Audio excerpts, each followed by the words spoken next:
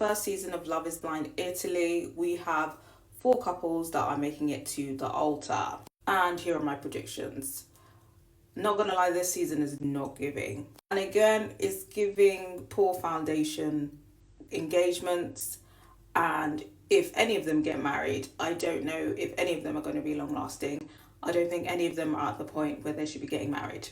There's been a lot going on this season. And just a lot of like, I'm just scratching my head like, is this real? Is this scripted? Like, there's just a lot of ridiculousness going on this season. First up, we'll start with Ludovica and Davide. I think initially they were a promising couple, but in the second batch of episodes, we're seeing a lot of cracks. We're seeing a lot of pettiness, toxicity. I think starting off, Ludovica had the upper hand because Davide, although he was the first choice, it was kind of like Nicola was the hottie and Davide is the medium ugly, right? I think Davide is vaguely aware of that. And although he's happy to play his role as the medium ugly in this relationship, because there seem to be lingering feelings with Nicola, I think he felt a type of way about that. And I think his revenge was to try and, successfully make Ludovica jealous to get one up on her. Before the experiment, he had left his house keys with the girl that he was seeing and broke up with right before he went into the pods. And obviously when they get back, they're going to see each other's apartments. Okay, the key is there. He should have patterned that before he even got in the pods, but it is what it is. Some people are scouted, some people are called up last minute and they're just like, fuck it, I'm gonna go on the show. That's messy, but that should have been private. I don't understand why he's gone out of his way to let Ludovica know, yeah, you know, we're going to my house, but I've actually left my keys at my last hookup's house. And then I think he was basically like, oh, I don't have time to pick them up. Can you go pick them up from her? What? Obviously, Ludovica, rightly so, is pissed off because she's like, first of all, you have your keys at your ex's place. That's already messy that you didn't pattern that before. So that's kind of making me feel like you're not really serious about this experiment. And then you're basically telling me you don't have time to pick up the keys. And instead of asking somebody else, you're asking me to go pick up the keys. After you already know I don't like the situation in the first place. And when she's calling him out about it, he's talking about, oh, but you basically still have feelings for Nicola and that only just recently went away. So I was like, oh, okay. So this is what this is about. This was about revenge. And men are very petty. Men like to keep grudges, you know. So already at this point, I'm thinking this is not a medium ugly that knows his place. This is a medium ugly who will cheat.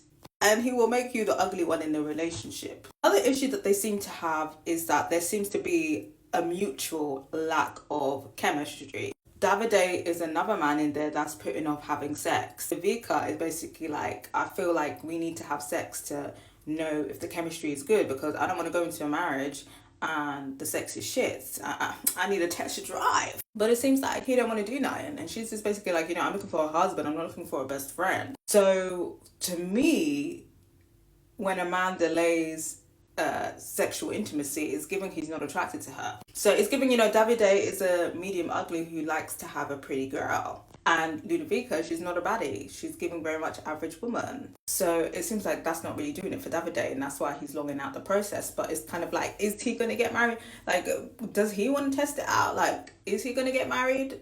I don't know. It's giving he's not serious. If they do end up getting married, if they both say yes, it's simply because of formalities. You know, you got to the age of the family's bothering you, let me just marry this girl. To me, I'm just very suspicious, you know, when a man is delaying sex, especially when the woman is willing. And, you know, you're longing it out. Something ain't right. But like I said, we'll see. It might just have to be a business marriage for them. But we'll see. Initially, I thought they were promising, but now I'm pretty much indifferent of whether they would get married or not. I don't think they should. I would say it's 50-50 with them. Next up, we have Palmi and Jagana. I think currently they seem to be the strongest couple. And I actually think there's a good chance that they will both say yes. If they do both say yes, I'm not sure if it will be... will it be long lasting? And how would the family dynamic be? Because in the first batch of episodes, Jagana is basically like, low-key my parents are racist. We do see Palmy meet her family and they're civil and tolerant. I think the mother is a lot more open to her marrying him, and she's just basically like, I trust my daughter, I trust her judgment. But I'm not sure if it's her dad or her uncle who's basically like, I didn't expect the person to be Indian, and I don't know like about, the cultural differences and stuff like that. So I don't know. I think if they do get married, maybe it'll be good when things are going good. But say if he does something wrong, or maybe they have an argument and she's bitching about him, it's giving him, suddenly the racism is going to come out when something bad happens. That's what he's giving with the uncle or the dad or whoever it was. And yeah, I just don't feel like that would be a healthy dynamic. But I feel like even if that was to happen, I think Palmy would try and persevere through it and still try to prove himself to the family. I still feel like Jordana should have been reassuring and, should have, laid down the law with her family and be like, this is my man, accept him for who he is. I really love him. I still feel like she's holding, some of the more ignorant family members at arm's length. Of course, they're behaving because the cameras are around, but when the cameras are off, I'm sure they're talking crazy. Is Jordana going to check them? That's the real issue because, if she can't defend her husband against racism, how's she going to defend her kids against racism too?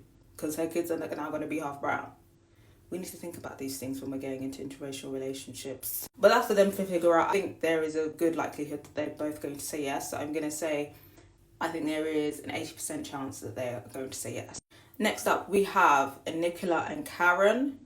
This is another hot and cold couple. I do not support them getting married, but who knows? They've been going well for the last, episode and a half. But there is still this lingering elephant in the room of Karen being the second choice and how Nicola basically doesn't care about her. He basically made it clear that he doesn't care about her, and then the next day he decided that he was going to play nice and Karen ate it up. Like I said in my first batch of reviews, Karen is saying Nicola needs to prove himself to her, but she's the one doing all of the heavy lifting and pampering him and letting him get away with stuff. But Karen is a beautiful girl. He says that her having a teenage son is not a problem. Will they make it to marriage? He says he's in love with her. We'll see. I would say maybe a 60% chance that they would get married. I feel like Nicola would be determined to come away with a marriage at this stage. I think if he wasn't considering Karen as a wife, I think he probably would have broken up with her at this point. And Karen, she's kind of in Delulu land, so I feel like she's going to say yes, and it's just going to be down to Nicola. I think that's how they're going to do it.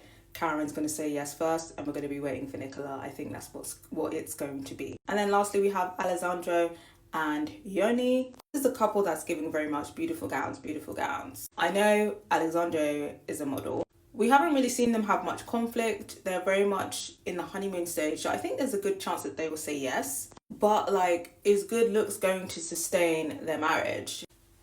Yoni's parents are very traditional Korean parents. I think they want a man that's a provider. Being a model and a fitness trainer, is that going to be sustainable enough to, build a family with long term? I guess we'll have to see, but I think there's a good chance of them saying yes, a 90% chance of them getting married. But I got to hear from you guys. What are your thoughts on the couples overall, and who do you think is going to get married? And do you think anyone should get married? I got to hear from you guys.